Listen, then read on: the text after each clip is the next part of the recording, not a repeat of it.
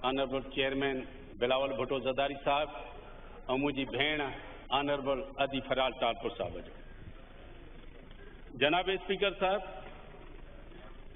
मैंने पूरा 26 बजट मैंने देखी हैं और बजट पे बात भी की है। बदकिस्मती ये है कि इसी बजट में जो फिनांस मिनिस्टर ने बजट पेश की, माइनॉरिटी के लिए कोई भी स्कीम नहीं रखी गई है।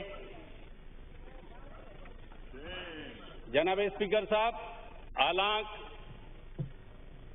इस हुकूमत को जो माइनॉरिटी वाले या लेडीज जो सीटें पे हैं मेंबरान, उनके लिए फंड को हम माइनॉरिटी वाले सिर्फ इनके वोट के लिए बैठे हैं, क्योंकि हमारे भी मंदिर हैं, गुरुद्वारे हैं, गिरजाघर हैं, या हमारी डेवलपमेंट है।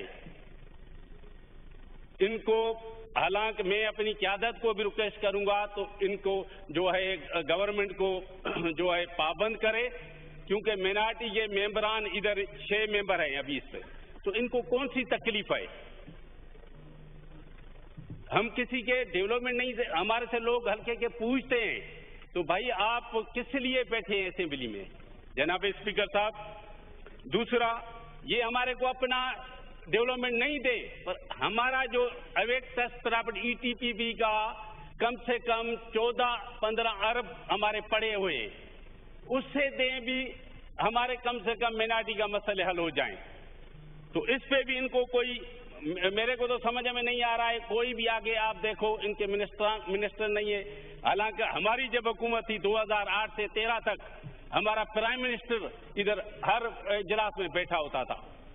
वो बदकिस्मती है, जब प्राइम मिनिस्टर नहीं आएगा तो मिनिस्टर क्यों आएंगे। तो जनाब स्पीकर साहब, मेरी गुजारिश है ये नोट किया जाए। मैं सिंध हुकूमत का शुक्रगुजार हूँ।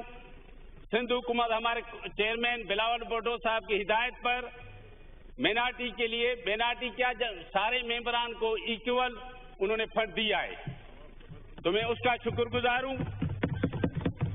मेरा ख्याल 25 करोड़।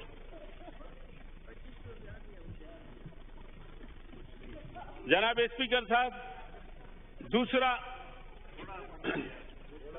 दूसरा ये इस गवर्नमेंट में बजट में सिंध के लिए कोई भी प्रोजेक्ट नहीं रखा है। आप जैसे मोटरवे हैदराबाद सखर, वो भी समझो सिंध की आवाम को लॉलीपॉप दिया गया है। हालांकि ये पूरा कौमी प्रोजेक्ट है, जैसे कराची से हैदराबाद, वो भी मोटरवे नहीं है। हम कम्युनिकेशन कमेटी के मेंबर भी, हमारे चेयरमैन एजाज खान जखरानी है, उस कमेटी में भी ये वो बातें करते हैं। सिर्फ आप देखो इंटरचेंज होगी भी जो है सेंट्रल पंजाब की होगी, और आप देखें अभी इसी हुकूमत में इन्होंने 6 इंटरचेंज शेखुपुरा डिस्ट्रिक्ट को दिए। हमारे सिंध में एक भी स्कीम नहीं है। जनाब स्पीकर साहब, तो मेरी गुजारिश ये है, इनको हमारी पीपल्स पार्टी की हिमायत इनको नहीं हो, एक दिन भी हुकूमत नहीं चल सकती है।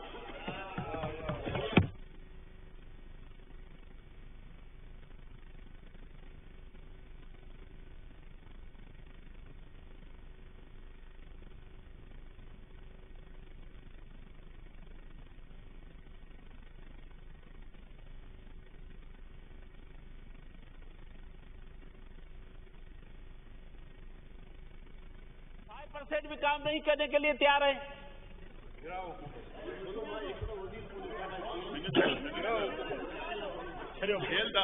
बाबा ने छो तो सही निकाला है। जनाब स्पीकर साहब, और ये कह रहे हैं हमारी हुकूमत ही हम 50% सैलरी बढ़ाई थी, अभी इसने 10% जो बढ़ाई है, 10% से क्या होगा, महंगाई बढ़ गई है 30% से ज्यादा। तो मेरी गुजारिश है, तो जो जॉब कर रहे हैं गरीब बंदे, उनके लिए सैलरी बढ़ाई जाए। दूसरा, जनाब स्पीकर साहब, बदकिस्मती ये एग्रीकल्चर को तो इस हुकूमत ने तबाह कर दिया है।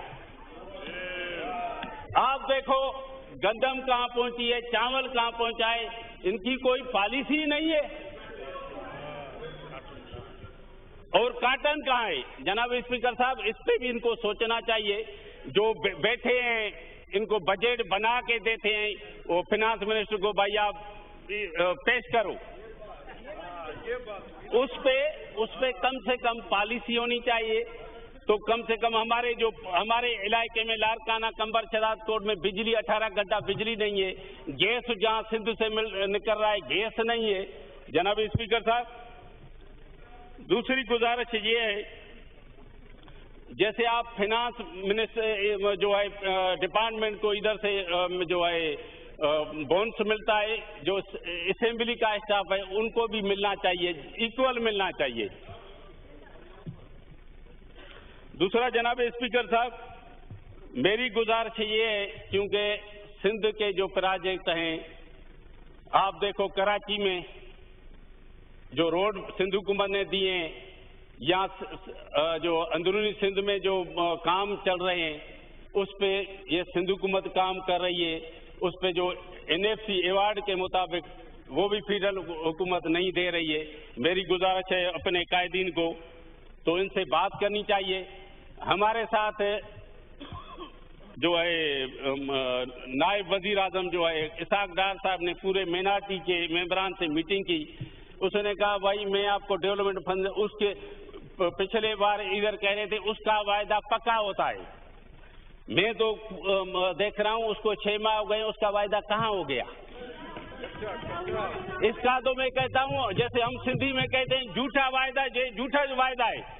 और दूसरा जनाब स्पीकर साहब, मैं गुजारिश कर रहा हूं, मैं अपने मेंबरान को, भली हमारा भाई भी खेलदास बैठा है, ये मिनिस्टर है, इसको मिनिस्ट्री का डर होगा, पर हम जो हैं पीपल्स पार्टी के जो मिनाटी के MNA हैं, मैं अपनी क़यादत को बताना चाह रहा हूं कि सिंध की स्कीमें नहीं दी, भली मिनाटी को पहले सिंध का जो रेवेन्यू मिल रहा है उस हिसाब से हमारे को देना चाहिए। नहीं तो हम इधर आपके स्पीकर के डेस्क के इधर एहतजाज बैठेंगे, पूरी दुनिया देखेगी। तो कम से कम जो मिनाटी के मसले हैं या सिंध की आवाम के लिए, तो ये क्या कर रहे हैं? पानी हमारे को नहीं मिल रहा है, बिजली हमारे को नहीं मिल रही है, गैस हमारे को नहीं मिल रहा है, तो कहाँ जाएंगे हम? हाँ, सारे मेंबरान हमारे साथ होंगे मिनाटी वाले। तो दूसरा, अभी मैं आऊं, जैसे हालात ये हो गए ईरान के और इसराइल के, नहीं एक मिनट, हमारा ईमान है मौला के ऊपर, तो पूरी कौम, जनाब स्पीकर साहब क्रॉस टॉक, आप वाइंड अप करें। जनाब स्पीकर साहब, कभी कभी बोलते हैं शाह साहब आप बोलने भी नहीं देते। बोले आप बोले, वाइंड अप करें। तो मैं ये कह रहा हूँ, सारी कौम पाकिस्तान अपने ईरानी भाइयों के साथ है, और क्योंकि हमारे ये इसराइल वाले हमारे खैरख्वाह हैं ही नहीं, तो हम अपने मौलाई भाई हैं, मौलाइयों के साथ हैं। और जिए भुट्टो, जिए जिंदाबाद, पाकिस्तान जिंदाबाद, जिए भुट्टो, या अली मदद। शुक्रिया।